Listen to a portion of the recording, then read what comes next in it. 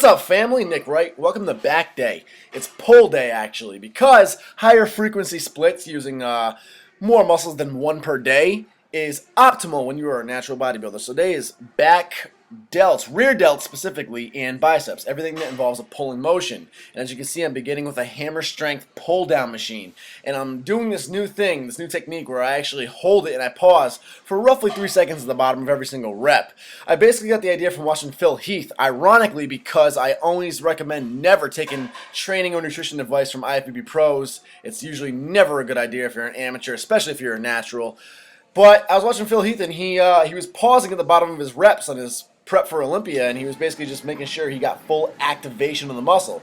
He made a good point. The more you activate the muscle, the more sure you are to make it grow. And for me, I love explosive powerlifting. I love strength training. I get bored with the slow tempos, 3 pause, 2 negative, whatever the tempos are. So this is a good way for me to make sure I activate the muscle by simply counting to 3 at the bottom of each rep. It forces me to pause, and it forces me to give a slow negative on the way back up. Otherwise, I'll kind of forget, and I'll start off doing a slow tempo, and then as the set continues, I'll get faster and faster without even realizing it, mostly because slow tempos are boring on top of being painful. I don't mind pain. I love pain in the gym, but boringness, oof. I love exploding that weight up there. So any mental trick you can do to make yourself focus.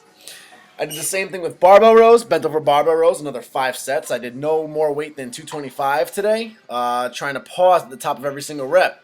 We then took a break from back and moved on to rear delts, something I need a lot of work on. So I began with bent over dumbbell lateral raises. And at the very top of this movement, I kind of drive my elbows up in the air. It starts with me just waving my arms out to either side, but at the top I'll kind of do a rowing motion at the very top for ultimate contraction of the rear delts. And again, I'll do about 5 sets of this with the butts of the dumbbells pointed slightly outward from me.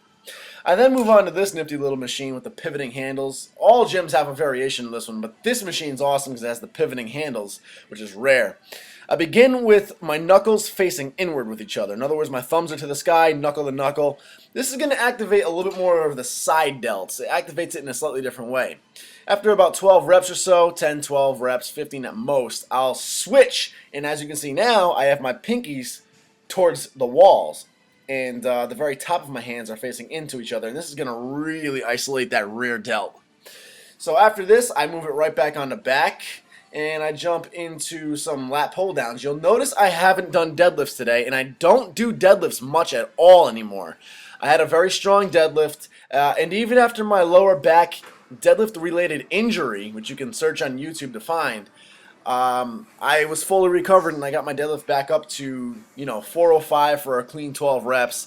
I got it back up to 500 pounds for a 1-rep pull. I was pulling about 510 at my strongest, and that was without even really power training for a super strong deadlift. I would do it every other week, and I would train just with lower reps, reps of 6 or so. But I wasn't really doing any sort of 5-3-1 to really build my deadlift up. It was just a very strong lift for me naturally. But honestly, after doing it for 7 years, I built up very strong erectors. I've built up a very, very solid back. My back is one of my best attributes on stage.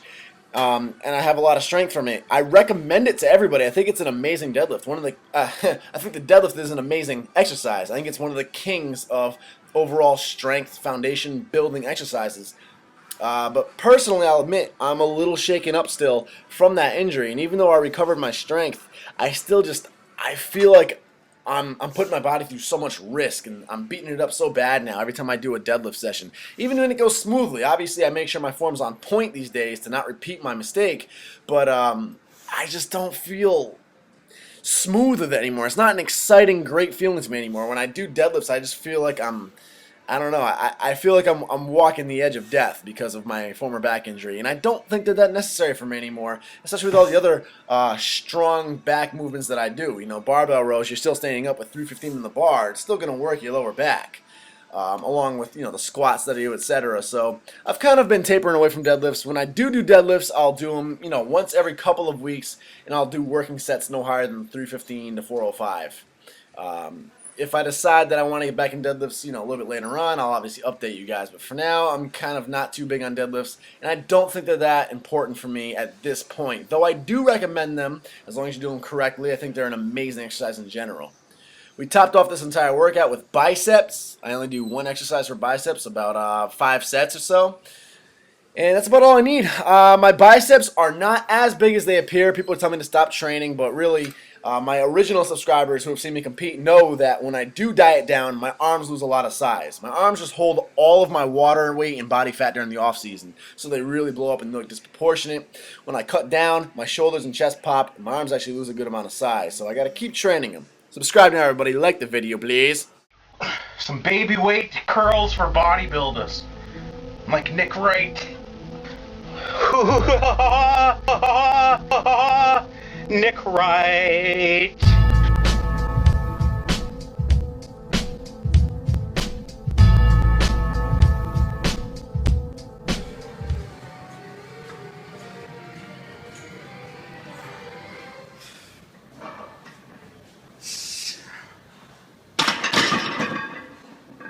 Whew.